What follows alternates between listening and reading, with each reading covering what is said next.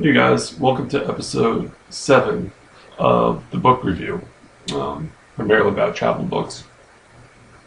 In this episode, I'm going to be reviewing Beijing Time by Michael Dutton.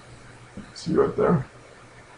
And then there are two authors that I'll have to read: Hsiu-ju, Stanley Lowe, and Dong Dong Wu. In any case, if you've watched this series in the past, you know that I primarily do travel books from a first-person perspective. Now, not Lonely Planet or Rough Guides, but more like someone gives their experience within an area. A lot of times it's an exotic location, such as China or Siberia or the Solomon Islands in the South Pacific. Well, today, the book I'm going to be reviewing, Beijing Time, which I'll be showing you guys, really doesn't involve the authors in the storyline at all. I think they're mentioned maybe once throughout the course of the book.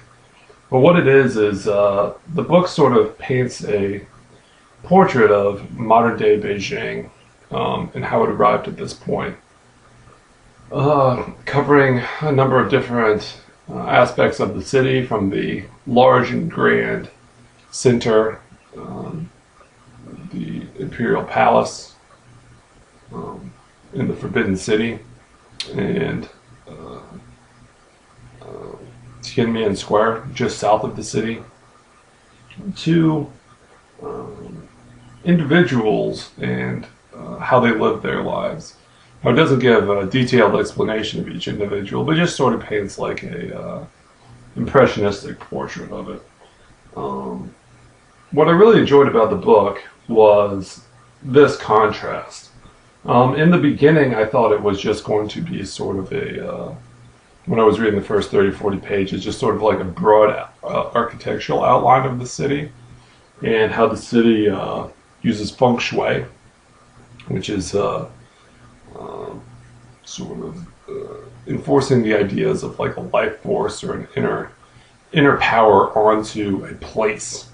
See, Chinese people not only believe that they personally have like an inner power within them, an inner strength, but also like places do, and by having auspicious placement of different locales,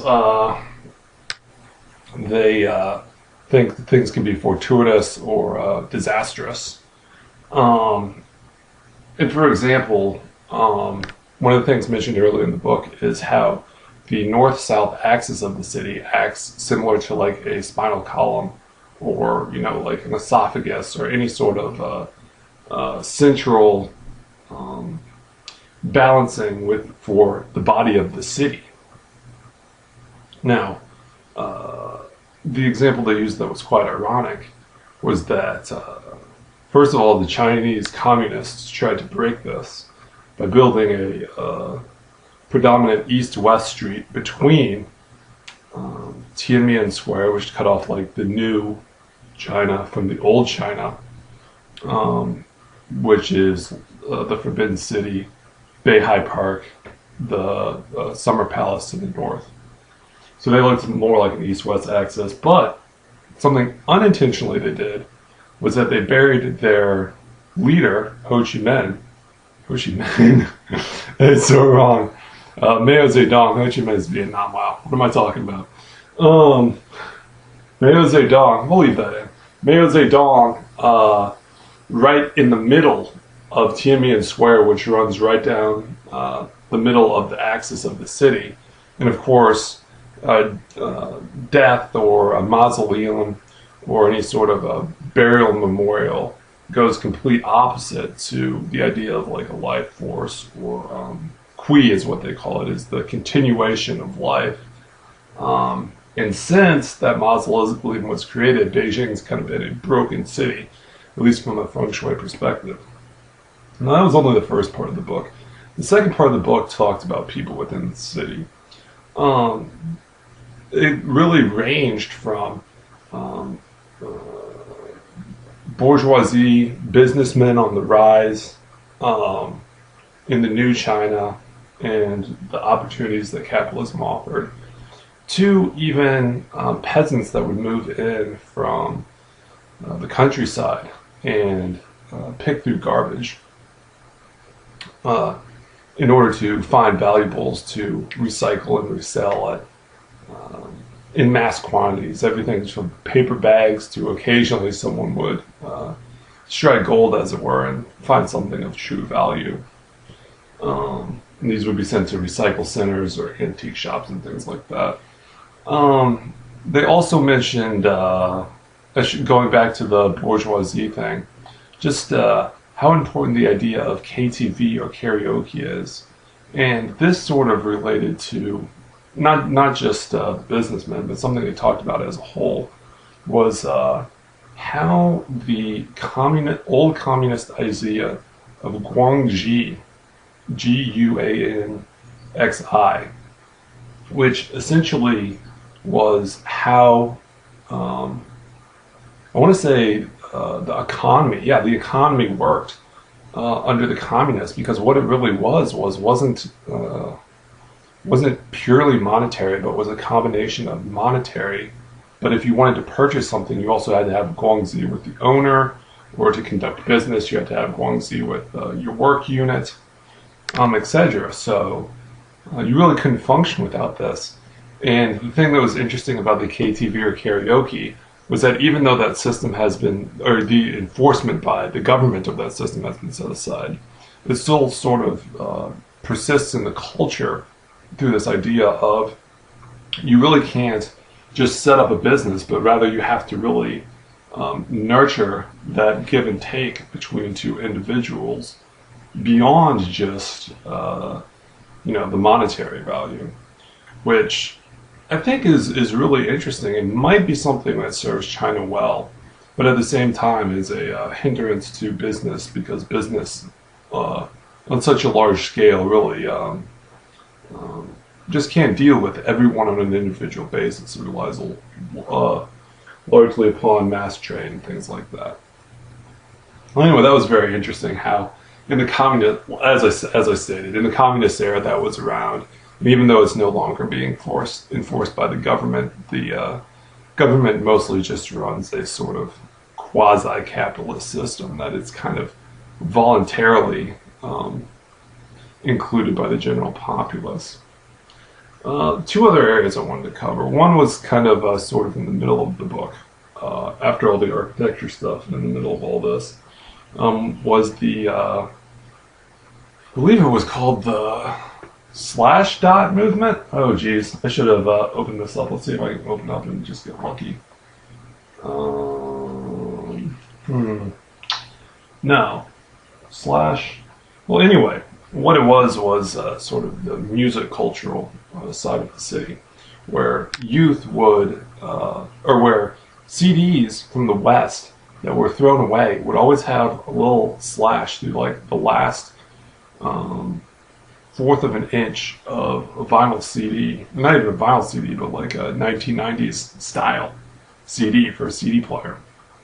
And for some reason they were shipped to China to be used in recycling materials, primarily for plants.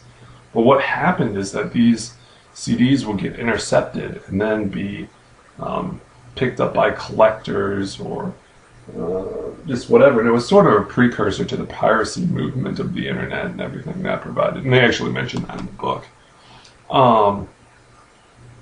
But I just found that interesting, how like punk it was, and how these guys just kind of found this music and really kind of internalized it, because there's no way that they could afford regular music, particularly like Western CDs. But they found a way around it, which is, I know, it seems, and on one hand people would say it's very, it's you're a pirate, you're stealing. But on the other hand, it is very punk. It's just sort of like taking the initiative into your hands, going and finding this music by whatever source available, and doing that. And there was a whole scene that evolved in these underground record stores and rock clubs all across the city in like the late 90s and early 2000s, involved around this culture. The final thing I want to talk about to close this is the artistic movement, which is sort of ironic because, as you know, Chinese old school, like Maoism, like Chinese style capitalism or communism, is on the decline, or has been on the decline for quite some time.